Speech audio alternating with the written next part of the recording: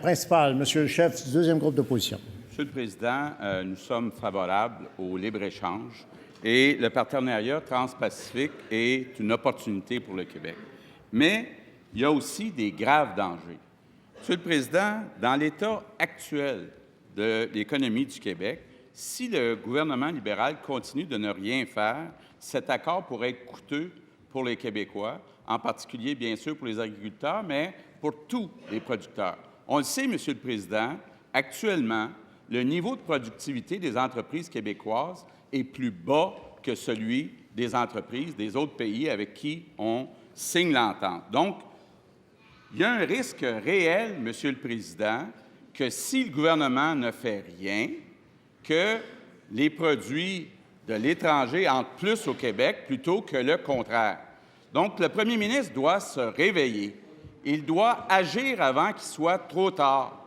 C'est possible que cette entente-là soit une bonne entente, mais à une condition, qu'on améliore la productivité des entreprises québécoises. Donc, quand le premier ministre va-t-il enfin déposer un plan pour réduire l'écart de productivité entre les entreprises québécoises et les entreprises de l'étranger? Monsieur le premier ministre. Monsieur le Président, là, au moins, c'est clair. L'opposition officielle est contre le libre-échange. La deuxième opposition, il est favorable. Il voit bien, comme nous, les bénéfices pour de nombreux secteurs de l'économie du Québec. Et d'ailleurs, ça a été salué déjà par tous les représentants de ces secteurs-là, entre autres, secteur aéronautique, secteur minier, secteur forestier et les autres, Monsieur le Président. Maintenant, il a raison, tout à fait, je suis d'accord avec lui. Un des éléments qui freine la croissance économique du Québec, c'est notre faible niveau de productivité par rapport à d'autres économies parmi nos voisins. Et qu'est-ce qui détermine la productivité? Entre autres, on pourrait faire une longue liste, mais c'est forcément la capacité d'innover d'une société. Et qui dit innovation, dit numérique à l'époque où on est maintenant. Alors, le Québec, par la voie du gouvernement, va se doter d'une stratégie intégrée d'innovation et de développement numérique. Ça fait partie de ce qui doit être fait. Non pas qu'on ne fasse rien maintenant, contrairement à ce qu'il dit. Il y a beaucoup d'initiatives qui sont prises, mais il est temps de rassembler toute cette question de l'innovation et du numérique de façon à aller plus loin. Maintenant, encore une fois, je répète, comme il l'a dit, il s'agit d'une très bonne nouvelle pour l'économie du Québec. Oui, il y a des défis. J'ai confiance aux Québécois, on est capable de les relever. Première complémentaire, Monsieur le chef du deuxième groupe d'opposition. Monsieur le Président, je sais que le premier ministre n'aime pas, je lui rappelle, mais je vais quand même le faire.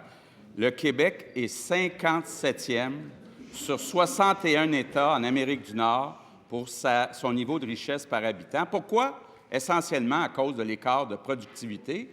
Et son ministre des Finances prévoit que ça va rester comme ça pour les 4 années du mandat libéral. Donc, quand va-t-il se donner des objectifs ambitieux puis un plan pour réduire l'écart de productivité? Monsieur le premier ministre. Monsieur le Président, encore une fois, le collègue, il le fait bien, il montre bien ce qu'il faut faire pour notre économie. Maintenant, une des composantes de l'économie, de l'innovation et de la productivité, c'est bien sûr la population dont on dispose pour travailler. Alors, je l'attire son attention sur un rapport qui est paru ce matin par l'Institut de la statistique du Québec, qui montre que la source presque unique de croissance de la population active du Québec au cours des prochaines années, ce sera l'immigration. Alors, si on veut développer l'économie plus rapidement, si on veut développer l'innovation plus rapidement, ça prend plus de monde pour travailler, pour faire plus de valeur ajoutée dans l'économie.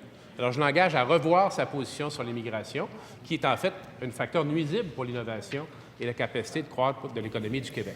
Il y a d'autres éléments également. L'éducation, la formation professionnelle, l'innovation, le numérique, on travaille là-dessus.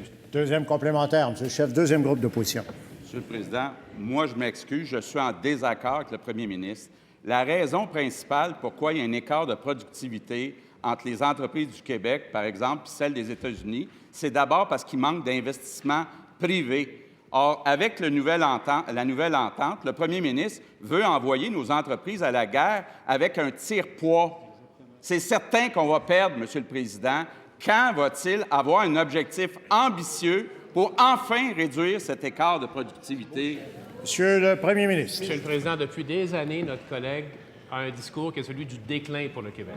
Ouais. C'est un discours pessimiste. Ouais. C'est un discours sans ambition. C'est un discours qui ne reconnaît pas les talents des Québécois et des Québécoises partout sur le territoire du Québec pour développer leur économie et créer de l'emploi.